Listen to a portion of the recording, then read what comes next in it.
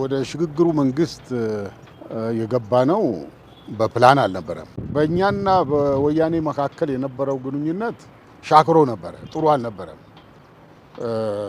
ግን አሁን ደርግ መውደቂያው ሲደርስ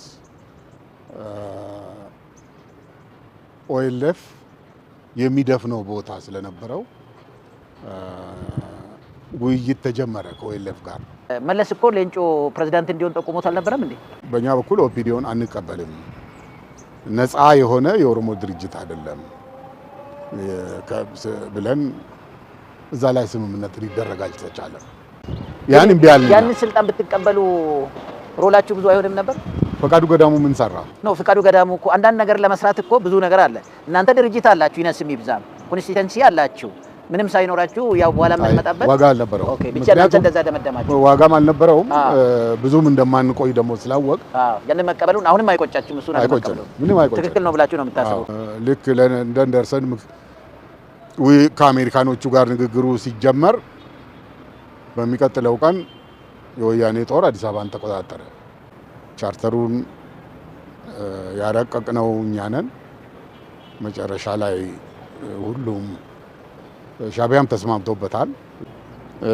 የተወሰኑ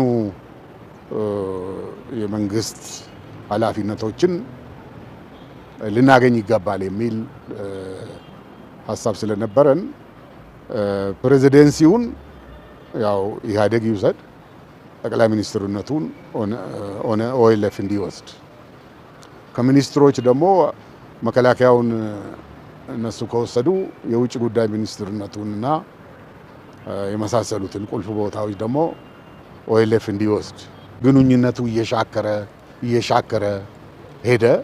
መጨረሻ ላይ ያው አብረን ለመስራት ረጅም ጊዜ ለመቆየት እንደማንችል ስላወቅ ከመጀመሪያውኑ እንግዲህ የሽግግሩ ረቂቅ ስናወጣ የሽግግሩ ጊዜ 2 ዓመት ግፋ ቢል ደግሞ 2 ዓመት ተኩል እንዲሆን የፈለጋችሁትን ምረጡ ተባልና አራት የሚኒስቴር መስሪያ ቤቶችን ማስታወቂያ፣ የትምህርት፣ የንግድና የግብርና ሚኒስቴርን መረጥን ማለት ነው። እኛ ፕሬዚደንሲ፣ ጠቅላይ ሚኒስትር፣ ውጭ ጉዳይ፣ መከላከያ፣ አገር አስተዳደር ይሄን አትጠይቁ የሚል ነበረ። ከነሱ ጋር ጦር ሳያዘጋጁ መፈንቅለ መንግስት ማድረግ አይቻልም።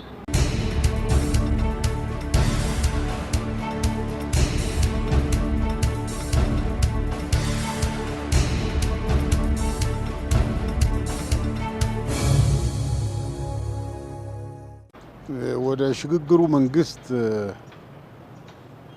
የገባነው በፕላን አልነበረም።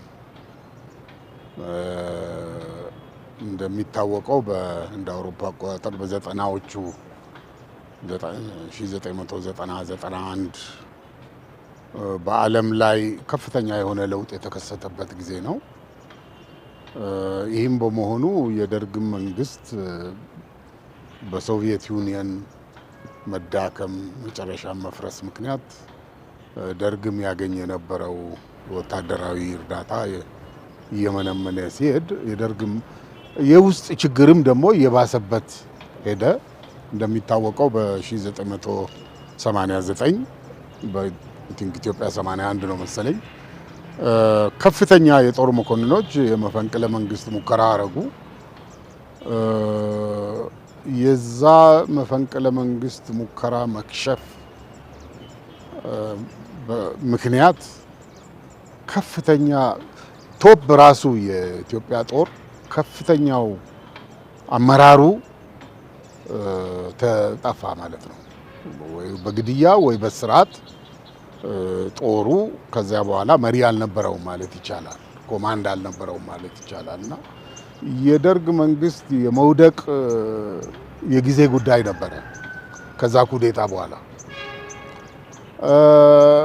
እንግዲህ ይሄ ሲሆን በዚያን ጊዜ ጠንካራ ወታደራዊ ክንፍ የነበራቸው የተቃዋሚ ኃይሎች በተለይም የሻዕቢያና የወያኔ ቡድኖች ዝግጅት የሚያደርጉበት ጊዜ ነበረ። ዝግጅት ማድረግ ጀመሩ። ከደርግ በኋላ ምን ይሆናል፣ ምን እናድርግስ፣ ምን አይነት መንግስት ይቋቋም የሚል ዝግጅት ማድረግ ጀመሩ ማለት ነው።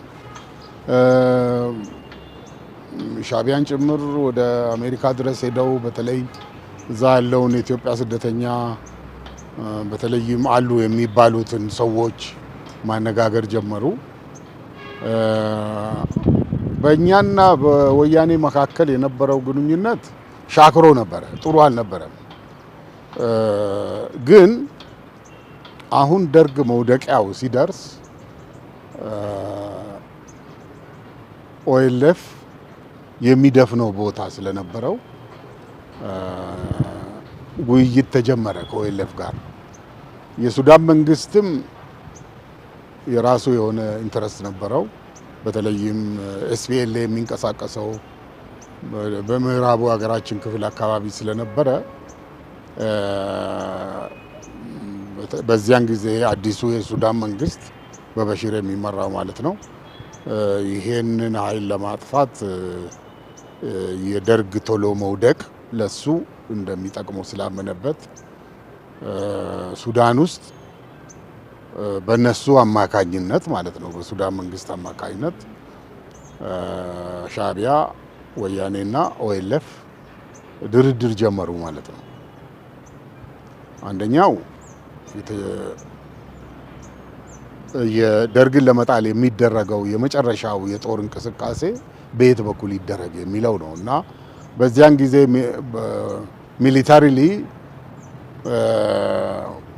አመቺ ነው የተባለው በወለጋ በኩል ነው።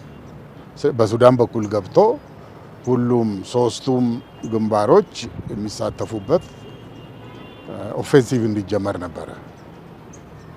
ግን ቦታ እያስለቀቅን ስንሄድ ያንን ቦታ ማን ነው የሚያስተዳድረው፣ ህዝቡ ማን ነው የሚያደራጀው በሚለው ላይ ስምምነት ሊደረስ አልቻለም። ኦኤልኤፍ ይል የነበረው ያው የኛ አካባቢ ነው፣ ይህንን የምናደርገው እኛ ነን የሚል ነው። በወያኔ በኩል ደግሞ ኦፒዲዮ የሚባል የኦሮሞ ድርጅት መስርተናል ብለው ስለሚያምኑ አይ እሱም መብት አለው የሚል ነው እና በእኛ በኩል ኦፒዲዮን አንቀበልም፣ ነፃ የሆነ የኦሮሞ ድርጅት አይደለም ብለን እዛ ላይ ስምምነት ሊደረግ አልተቻለም። ስለዚህ መጨረሻ ላይ ደርግን ለመጣር የሚደረገው እንቅስቃሴ ኦፌንሲቭ በጎንደር በኩል ተጀመረ ማለት ነው። በዚህ በወለጋ ስላልተቻለ እኛም ስላልተስማማን እና ሻዕቢያ ትንሽ ፍራቻ ነበረው። የወያኔ ጦር ማክሲመም ሊዋጋ የሚችለው 9 ቀን ነው። ከዛ በላይ ደርግ ሬዚስት ካደረገ ይፈርሳል የሚል ፍራቻ ነበረው። እንደ አጋጣሚ ሆኖ 9ኛዋን ቀን አለፋት። ዋናውን የደርግ ዲፌንስም መስበር ተቻለ ማለት ነው። ወያኔና ሻዕቢያ አንድ ላይ ሆነው እና ከዛ በኋላ እየገሰገሱ በጎጃም ብቻ አይደለም ወለጋ ድረስ ገቡ። በዚህ ሁኔታ ውስጥ ነው የኤርትራው ፕሬዝዳንት የሻዕቢያው መሪ ኢሳያስ አፈወርቂ ሶስታችን መሰዋ ላይ እንድንገናኝ ስብሰባ ጠራ። ኦኤልኤፍ ወያኔና ሻዕቢያ ሆነን ቁጭ አልን ማለት ነው። ይሄ ወደ መጋቢት ወር ገደማ ነው። መጋቢት 83 ነው የሚሆነው። ወደ ማርች 1991 ማለት ነው። እዛ የነበረው አጀንዳ ከደርግ በኋላ ስለሚቋቋመው የሽግግር ስርዓት ነው። በበኩላችን ያኔ በጊዜው የያዝነው አቋም እንግዲህ ለንደን ላይም ደርግን ጨምሮ ይደረጋል ተብሎ አሜሪካኖች የጠሩት ስብሰባም ያው በቀጠሮ ያለ ነው። ተሰበሰብን። ማሳዋ በአንድ ነገር ላይ መስማማት አልቻለም። ይኸው ምንድን ነው በኦኤልኤፍ በኩል የነበረው ፖዚሽን ሻዕቢያም ይሳተፍ ነው። ሶስታችንም ሌሎች ኃይሎች ጨምረን የሽግግር መንግስት በተለይ በሶስታችን በዋናነት ይቋቋም የሚል ነው እና በመጀመሪያው ቀን ሻዕቢያም ይሻለ፣ አንድ ሁለት ቀን በኋላ ደግሞ እንደሚመስለኝ ከወያኔዎቹ ጋር አልተስማሙ መሰለኝ፣ አልሳተፍም የሚል አቋም ያዘ። እንግዲህ ከወያኔ ጋር የነበረው ቅራኔ እንዳለ ሆኖ መጨረሻ ላይ ወያኔ እየገሰገሰ እኛ የምንቆጣጠረው አካባቢ ሁሉ ሲደርስ ምርጫ አልነበረንም። አይ የሽግግር መንግስት መቋቋሙ ካልቀረ ይሄ በጄኔሬሽን አንዴ የሚሆን ለውጥ ነው።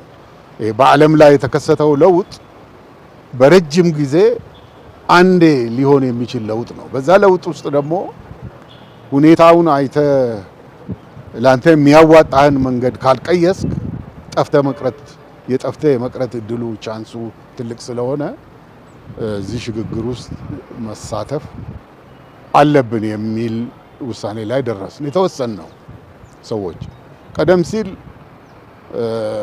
ምዕራብ ኦሮሚያ የነበረው ማዕከላዊ ኮሚቴ ከነዚህ ሰዎች ጋር መስራት አንችልም የሚል ውሳኔ ላይ ደርሶ ነበረ። ግን ሁኔታው በጣም ስለተለዋወጠ የሽግግሩ መንግስት አባል ለመሆን ተገደድን ማለት ነው። የተወሰነ ስምምነት ላይ ደረሰ፣ ሙሉ በሙሉም ባይሆን። መጨረሻ ላይ እንግዲህ ለንደን ሄድን። ለንደን በነበረው ጉባኤ ያው የለንደኑ ጉባኤ አልተሳካም። የአሜሪካኑ ዴሌጌሽን እያንዳንዳችንን ለየብቻ ነው ያናገረን። አንድ ላይ ዴሌጌሽኑ በሙሉ ተገናኝቶ የመከረበት ጊዜ አልነበረም። ልክ ለንደን ደርሰን ከአሜሪካኖቹ ጋር ንግግሩ ሲጀመር በሚቀጥለው ቀን የወያኔ ጦር አዲስ አበባን ተቆጣጠረ። ከዚህ በኋላ የፌት አኮምፕሊ ነው። ሀገራችንን ተቆጣጥረዋል እነዚህ ሰዎች። ከዛ የግድ የተወሰነ ከምንፈልገው አጀንዳ የተወሰነውን እንኳን ለማሳካት የሽግግሩ መንግስት አካል መሆን አለብን የሚል ውሳኔ ላይ ደርሰን ያው የሽግግሩ መንግስት አባል እንደምንሆን ተስማማን። ይሄውም ከዚያ በአንድ ወር ውስጥ የአገራዊ የሆነ ጉባኤ እንደሚደረግ ስምምነት አድርገን ተለያየን ማለት ነው። ጁላይ 1 ሀገራዊ ጉባኤ ተደረገ። እዚህ አፍሪካ አዳራሽ ነበር። እኛ ሁላችንም የተካፈልንበት፣ ሌሎችም አዲስ የተፈጠሩ ድርጅቶች፣ ግለሰቦች የተሳተፉበት። ሻዕቢያ ግን እንደ ተመልካች ሆኖ ነው ስብሰባ ላይ የተገኘው። ያው ያ ስብሰባ ያ ጉባኤ የሽግግሩን ወቅት ቻርተር አጸደቀ። ቻርተሩን ያረቀቅነው እኛ ነን። መጨረሻ ላይ ሁሉም ሻዕቢያም ተስማምቶበታል። እሱም በስብሰባው ላይ እንደ ተመልካች ይገኝ እንጂ ቢሃይንድ ዘ ሲንስ ያው ተዋናይ ስለነበረ ማለት ነው። ከዛ በኋላ እንግዲህ የሽግግሩ መንግስት ተመሰረተ ማለት ነው። የሽግግሩ መንግስት ሲመሰረት እንደገና ስምምነት አልነበረም። እንግዲህ የኮአሊሽን ገቨርንመንት ነው የተቋቋመው። ኮአሊሽን ከሆነ የተወሰኑ የመንግስት ኃላፊነቶችን ልናገኝ ይገባል የሚል ሀሳብ ስለነበረን ፕሬዚደንሲውን ያው ኢህአዴግ ይውሰድ፣ ጠቅላይ ሚኒስትርነቱን ኦኤልኤፍ እንዲወስድ ከሚኒስትሮች ደግሞ መከላከያውን እነሱ ከወሰዱ የውጭ ጉዳይ ሚኒስትርነቱንና የመሳሰሉትን ቁልፍ ቦታዎች ደግሞ ኦኤልኤፍ እንዲወስድ ብዙ በዚህ ላይ ብዙ ተጨቃጨቅን። ፕሬዚደንሲ፣ ጠቅላይ ሚኒስትር፣ ውጭ ጉዳይ፣ መከላከያ፣ አገር አስተዳደር ይሄን አትጠይቁ የሚል ነበረ ከነሱ ጋር። አይ ይሄን አትጠይቁ ካላችሁ እኛ መንግስት ውስጥ አንገባም፣ ያው ምክር ቤት ውስጥ ቁጭ ብለን ያው ዲሞክራሲያዊው ስርዓት እየተገነባ እስከሄደ ድረስ እንደግፋለን፣ ከመንገዱ ከተዛነፈ ደግሞ እንቃወማለን፣ መንግስት ውስጥ አንገባም ብለን እምቢ አልን። በዚህ ጊዜ እንግዲህ መንግስት ውስጥ ካልገባችሁማ አይሆንም፣ ብቻችንን እኛን እንትን ለማድረግ ነው ብለው የሱዳን መንግስትን፣ የአሜሪካን መንግስት፣ ሻዕቢያን እነዚህን ሁሉ በእኛ ላይ ተጽዕኖ እንዲያደርጉ እነዚህን ሰዎች አንጋጉ ማለት ነው። እና በተለይ የአሜሪካኖቹ እንትን ፖዚሽን የነበረው እኛ ዲሞክራሲ ኢትዮጵያ ውስጥ እንዲገነባ ነው የምንፈልገው። እንዲያውም ያሉት ቃል አለ፣ ኖ ዲሞክራሲ ኖ ኮኦፐሬሽን። ዲሞክራሲ ስርዓቱ ካልተገነባ ኮኦፐሬት አናደርግም ከዚህ መንግስት ጋር የሚል ሰው በዛ እሺ ብለን ለመግባት ወሰን። የፈለጋችሁትን ምረጡ ተባልና አራት የሚኒስቴር መስሪያ ቤቶችን ማስታወቂያ፣ የትምህርት፣ የንግድና የግብርና ሚኒስቴርን መረጥን ማለት ነው። እኛ እነሱም መርጠን ካቢኔው አባል ሆን። በኋላ ደግሞ አንዳንድ ቦታም ገንዘብ ሚኒስቴር፣ ምክትል የመሳሰሉትን ያው በእኛ ሰዎች እንዲሞሉ ተደረገ። ብሔራዊ ባንክም በእኛ ሰው እንዲሞላ ተደረገ እና ከመጀመሪያውኑ ችግር ነበረው ማለት ነው። በቂ ስምምነት አልነበረም እና እንግዲህ ትልቁ ችግር የነበረው ምንድነው? በዛች አንድ ወር ጊዜ ውስጥ በለንደን አዲስ አበባን በያዙበትና የሽግግሩ መንግስት በተቋቋመበት አንድ ወር ጊዜ ውስጥ ጊዜያዊ መንግስት የሚል አቋቁመው ነበር። እነሱ ጊዜያዊ መንግስት ሊወስዳቸው የማይገባ ብዙ እርምጃዎችን ወሰደ። አንድ የኢትዮጵያን ጦር አፈረሰ። ሁለት ደህንነቱን፣ ፖሊሱን የመሳሰለውን ሁሉ አፈረሰ። ሲቪል ሰርቪሱንም ያፈርስ ነበር። በአሜሪካኖች ተጽዕኖ ነው ሳያፈርስ የቀረው። ሲቪል አስተዳደርማ አስፈላጊ ነው ያስፈልጋቸዋል ብሎ አሜሪካ ኮንቪንስ አደረጋቸው። በህግ እነዚህን ሁሉ ህገወጥ አረጉ። ኢሳፓን ህገወጥ አረጉ። ከልዩ ልዩ መስሪያ ቤቶች ቁልፍ የሆኑትን መሪዎች ከሲቪል ሰርቪሱም ጭምር ማለት ነው አባረሩ። ለምሳሌ ከማስታወቂያ ሚኒስቴር 60 የሚሆኑ ባለሙያዎችንና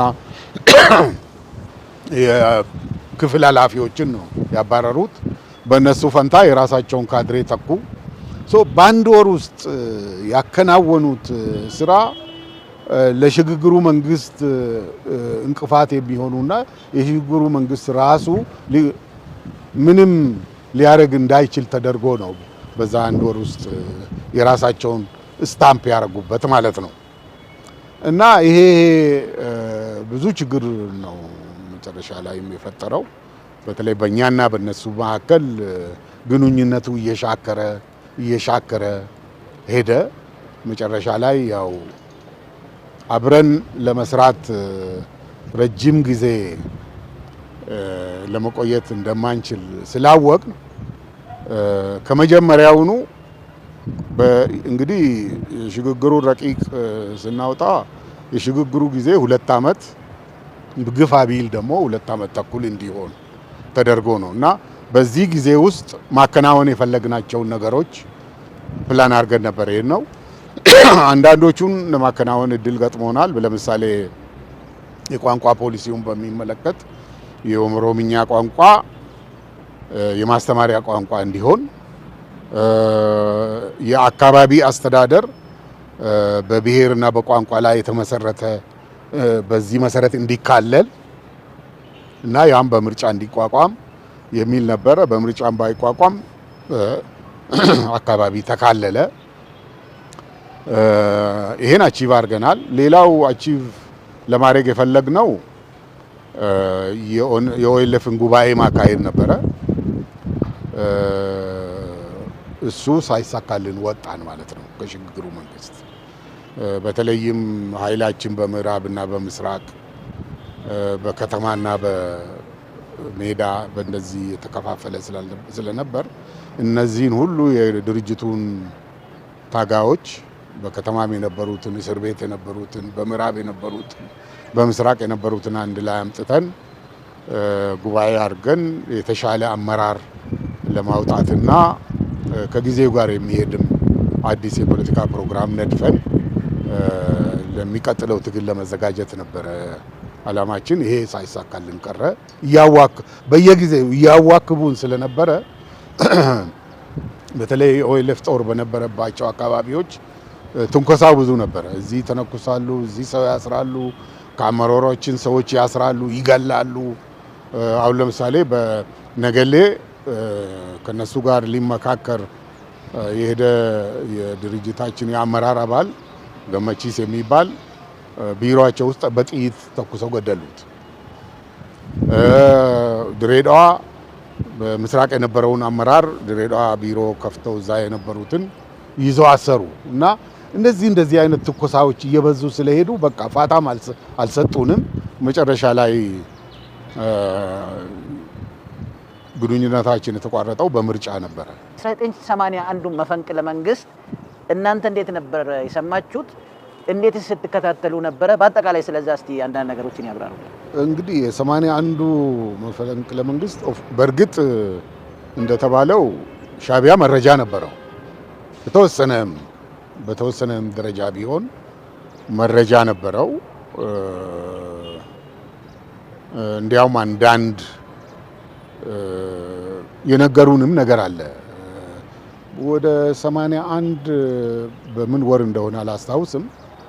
ወደ ተሰኔ አካባቢ ከሻዕቢያው የጦር መሪ ያኔ ስብሐት ኤፍሬም የሚባለው ጋር እኔ ከኦኤልኤፍ እኔ ሄጄ ንግግር አድርገን ነበር እና እዛ ላይ ሻዕቢያም በዚያን ጊዜ የተወሰነ ኔጎሽየትድ የሆነ ሴትልመንት የሚፈልግበት ጊዜ ነበረ። አንዱ ብዙ ችግር ነበረ። ሻዕቢያም አዲስ አባልም ሪክሩት የማድረግ አቅሙ እየመነመነ ሄዶ ሳህል አካባቢ ቤዛቸው ውስጥ ውሃ ማለቅ ይሄ ሁሉ እያሳሰባቸው ስለሄደ ይሄ ከአዲሱ መንግስትም ይሁን የሆነ በድርድር አንዱ መፍትሄ ላይ መድረስ እንችላለን የሚል አቋም ላይ የደረሰ ይመስለኛል። እኔ እንደሚመስለኝ ነው፣ የኔ ግምት ነው። እና እዛ ስብሰባ ላይ ያለኝ ምንድን ነው የኛ ሰዎች ከደርግ ስርዓት ውስጥ ወጥተው አልቀዋል እና የደርግ ስርዓት ውስጥ የሚደረገውን ሁኔታ ኢንፍሉዌንስ ማድረግ አንችልም እኛ። እናንተ ግን በጣም ፕሮሚነንት የሆኑ የእናንተ ሰዎች አሉ፣ ኢንፍሉዌንስ ማድረግም ትችላላችሁ ሁኔታውን እና እነዚህን ሰዎች ኮንታክት ብታደርጓቸውና አንዳንድ ነገር ብንረዳዳ ጥሩ ነው የሚል አንስተው ነበር ማለት ነው። እና እንግዲህ ያለውን ሁኔታ ከማወቅም ይመስለኛል በደርግ ጦር ውስጥ ዲሳቲስፋክሽን እንዳለ፣ በተለይ በጦሩ ኮማንድ አካባቢ ችግር እንዳለ እናውቃለን፣ እኛም ሰምተናል። ግን እና በዚያን ጊዜ ደግሞ እነዚህ ሰዎች ያው የጦሩ ቺፍ ኦፍ ስታፍ የሰሜኑ እዝ አዛዥ ፕሮሚነንት የሆኑ ኦሮሞዎች ነበሩ በእርግጥ እና ኩዴታው ምንም መፈንቅለ መንግስቱንም ውስጥም ፕሮሚነንት ሮል የነበራቸው ማለት ነው። እና ግን አንዳንድ ታክቲካል ኤረርስ ያደረጉ ይመስለኛል። እኔ በደንብ ያልተዘጋጁበት ነገር ነው የሆነው። በተለይም ጦር ሳያዘጋጁ መፈንቅለ መንግስት ማድረግ አይቻልም። የሚመሩት ጦር ሊኖር ይገባ ነበር። ይበዛም ይነስም የተወሰነ አንድ ብርጌድም ቢሆን እና መጨረሻ ላይ ከቦ አንድ ብርጌድ ጦር ነው የደርግ ጥበቃ ጦር ብርጌድ የሚባለው ነው ሄዶ ከቦ እጅ ያሰጣቸው ማለት ነው። እና ትልቁ ችግራቸው ታክቲካሊ ብዙ ስህተት አድርገዋል። ጀነራል ደምሴ ነበረ ከአስመራ የተወሰነ ጦር የላከው። ያም ጦር ግዳጁ ጋር ሳይደርስ ነው የተያዘው። አዛዡ ጠፉ እና በተወሰነ ደረጃ ግን ችግር እንደነበረ እናውቃለን። ግን ሁኔታውን ኢንፍሉዌንስ ለማድረግ የነበረን አቅም ትንሽ ነበረ። የነበረን ኮንታክትም በጣም ሩቅ ነው። የሶኔ ኮንፈረንስ ላይ እናንተ ስትሳተፉ ከእናንተ ውጪ በሌላ መልኩ ፕሮፌሰር አስራት ወልደየስም ተሳትፎ ነበረ። እነሱም የተቃውሞ ድምጽ ያሰሙ ነበረ። ከእናንተስ ጋር እንዴት ነው? ሌላው ደግሞ እናንተ ኃይል ከማሰባሰብ ይልቅ እዛ መድረክ ላይ ሞር ኦፍ ኢሞሽናል አፒል ለማድረግ ነው የሞከራችሁት የሚባል አንድ ትችት ይቀርብባቸዋል። ያው ክላሪቲ ለምሳሌ አብዩ ገለታ ንግግር ያደረገው በእንግሊዘኛ ነው። አብዩ ገለታ ጉባኤ ላይ አልነበረም። ሌላ መድረክ ላይ ነው እሱ። እናንተ በምን ነበረ ግን ንግግር ስታደርገው የነበረው እዛ ጉባኤ ላይ? ሌላው ቅድም ከዚሁ ጋር አያይዤ እርሱ አሁን ወደዚህ እንዳይገባ ጠቅላይ ሚኒስትር ጠይቀን ነበር ቢሉ እንዲሁም ትዝ የሚለኝ ነገር ወይንም በተደጋጋሚ የታየው መለስ እኮ ሌንጮ ፕሬዝዳንት እንዲሆን ጠቁሞት አልነበረም እንዴ? አይ ለማንኛውም ይንገሩን እስቲ እሱን እና መለስ የፈለገው ምክትል ሆኖ የምክር ቤቱን እንዲመራለት ነው የፈለገው መለስ እንጂ ሀገሪቷን ፕሬዝዳንት ኖ እሱ ውሸት ነው። እሱ ውሸት ለማስመሰል የተደረገ ነገር ነው እሱ እንጂ አይደለም፣ ውሸት ነው። እምቢ አላችሁ ተብሎ አሁን በዚያን ጊዜ እኮ በምርጫ አይደለም መንግስት ሽግግሩ መንግስት እኮ በምርጫ አይደለም የተመሰረተው እና መራጮቹ እነማን ናቸው? ይሄንን ሪያሊቲውን የማያውቅ ሰው ነው ይሄንን የሚለው። በጊዜው የነበረውን እውነታ የማያውቁ ሰዎች ናቸው ይሄንን የሚናገሩት እንጂ መለስ ፈልጎ ነበረ ምክትሉ እንዲሆንና ያው ምክር ቤቱን በኋላ ፈቃዱ ገዳሙ የሆነው በዛ ቦታ ነበር የሽግግር መንግስቱ ምክትል ፕሬዝዳንት እንዲሆን በዛ ቦታ እና ምክር ቤቱን እንዲመራለት ነበረ መለስ የፈለገው። ያን እምቢ አለ። ያንን ስልጣን ብትቀበሉ ሮላችሁ ብዙ አይሆንም ነበር? ፈቃዱ ገዳሙ ምን ሰራ ነው? ፈቃዱ ገዳሙ እኮ አንዳንድ ነገር ለመስራት እኮ ብዙ ነገር አለ። እናንተ ድርጅት አላችሁ፣ ይነስም ይብዛም ኮንስቲተንሲ አላችሁ። ምንም ሳይኖራችሁ ያው በኋላ የምንመጣበት ዋጋ አልነበረውም። ኦኬ ብቻ እናንተ እንደዛ ደመደማችሁ። ዋጋም አልነበረውም። ብዙም እንደማንቆይ ደግሞ ስላወቅ ያንን መቀበሉን አሁንም አይቆጫችሁም? እሱን አይቆጭም፣ ምንም አይቆጭም። ትክክል ነው ብላችሁ ነው የምታስበው? ሌላው ከዚሁ ጋር ተያይዞ የኮንፈረንስ ደግሞ እንዴት በሀገራችን እኛ ምክትል እንሆናለን? እሱ ቅድም እኮ እስቲ አሁን ይመስላል። አይ ቅድም አንድ ስትራቴጂ እኮ መጀመሪያ ላይ ባለፈው በጣም ሰርፕራይዝ ያደረገን ነገር ነገራችሁ። ኦሬዲ ነጆ ገደረስ ሲባል ይሄ ነገር ምንም በቃ ኖ። ስለዚህ ስትመጡም ለሆነ ስትራቴጂ ነው የመጣችሁት። ምክትልም ስትሆኑ ስለዚህ ለሆነ ስትራቴጂ ነው የምትሆኑት ማለት ነው። ስለዚህ እኛ በጦር የረጅም ዓመት በብዙ ድካም ያደራጀነው ጦር ምንም ሊንቀሳቀስ አልቻለም።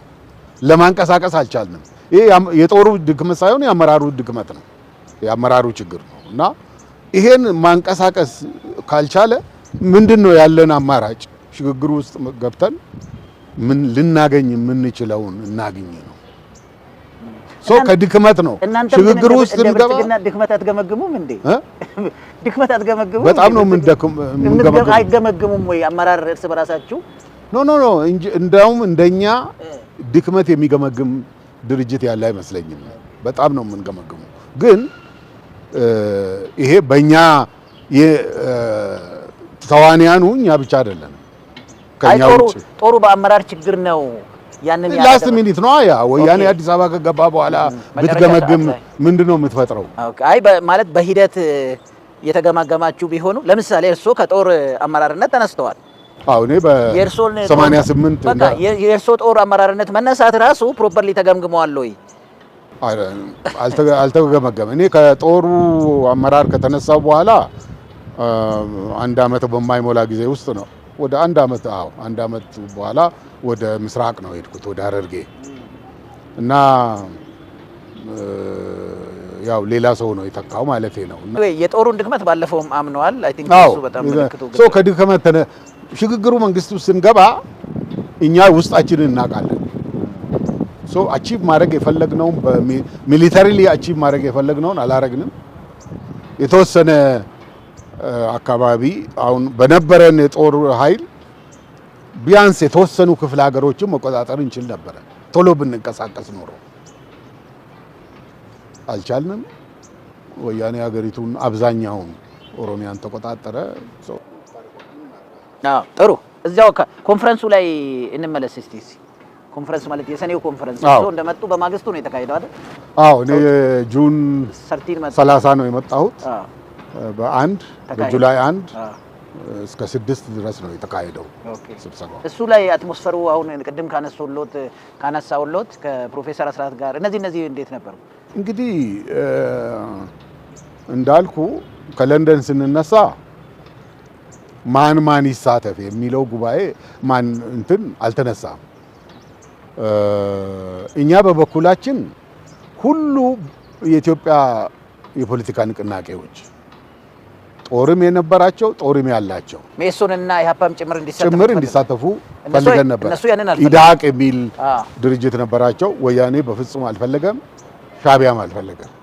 ይሄንን ኢዲዩን ግን አሳተፉ እና ይቺ አንድ ወር ጊዜ ክሪቲካል ነበረች ጊዜያዊ መንግስት ጊዜ እና ስንመጣ የሀዲያ ዲሞክራሲያዊ ድርጅት፣ የጉራጌ ዲሞክራሲያዊ ድርጅት፣ የምንትስ ይሄ ሁሉ ፈልፍለዋል ድርጅቶችን። እነዚህ ሁሉ ተሳተፉ። ኢዲዩ ተሳተፈ። ኢዳቅ የሚባል አንድ ከየት እንዳመጡ አናውቅም ተሳተፈ። የሰራተኛ ማህበርም ይሳተፍ ተባለ። ከሰራተኛም ማህበር አንድ ሰው ተሳተፈ ይመስለኛል።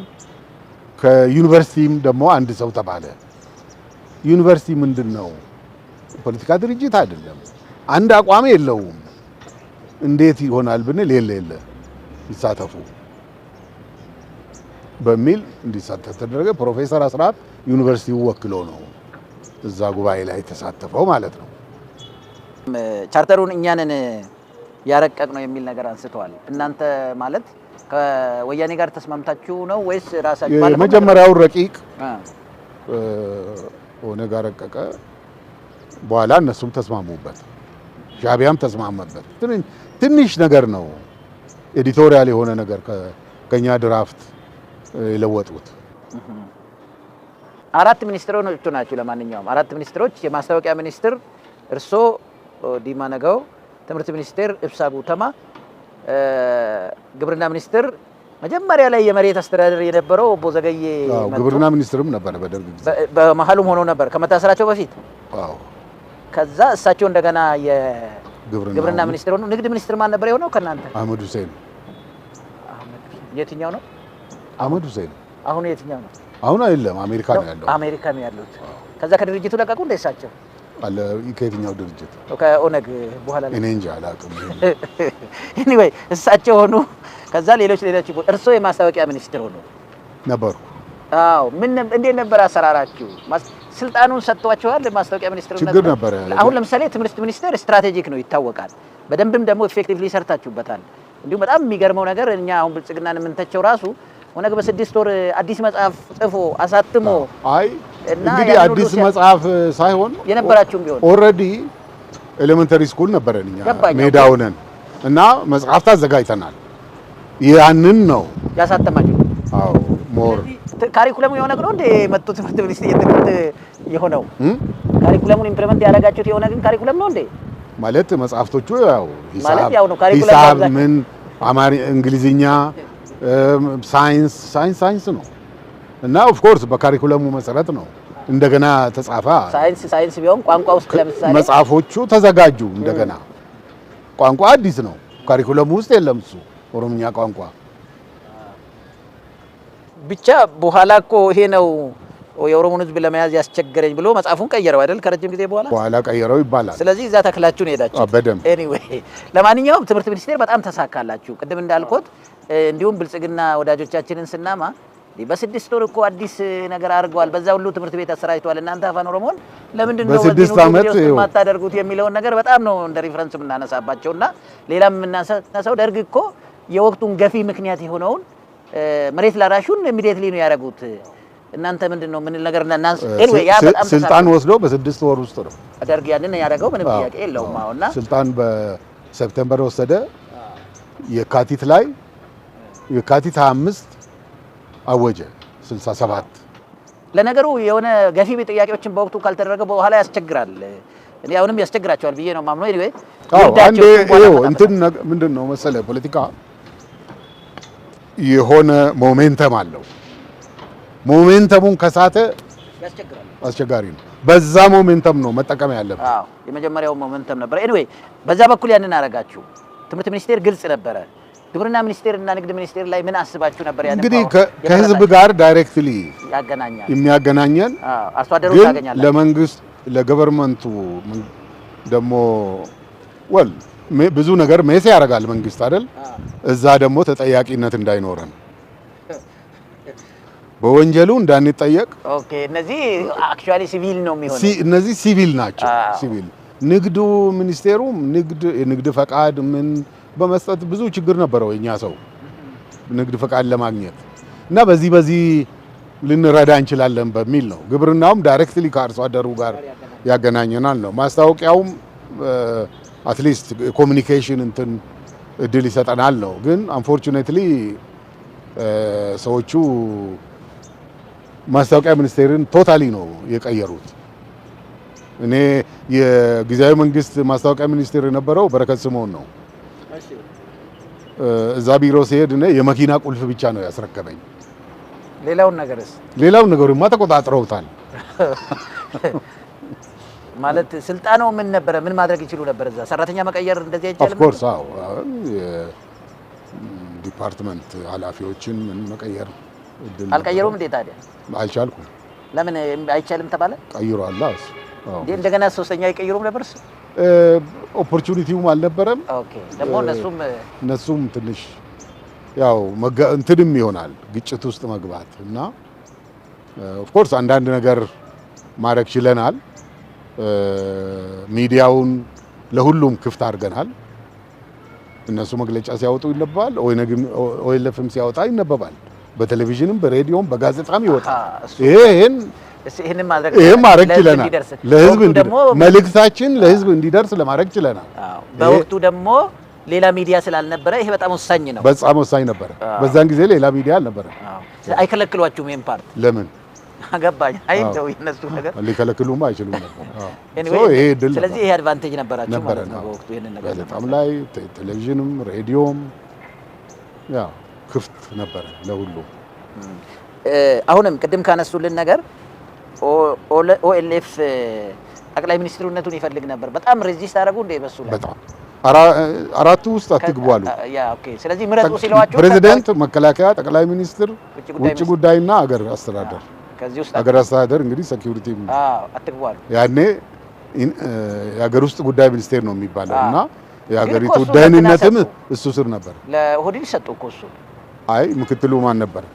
ወይስ እንግዲህ እሱ ለኦነግም ቢሰጡ ምክትሉን እንደዛው ሊያደርጉ ይችላሉ። ሊሆን ይችል ነበር። አይ ግን ያው የነሱ ነበረ። ያው ኢህአዴግ ነው የወሰደው። ጠቅላይ ሚኒስትሩም ኢህአዴግ ነበረ። ያው አቶ ታምራት ላይ ነው ቢሆኑ ምንም ጥያቄ የለውም።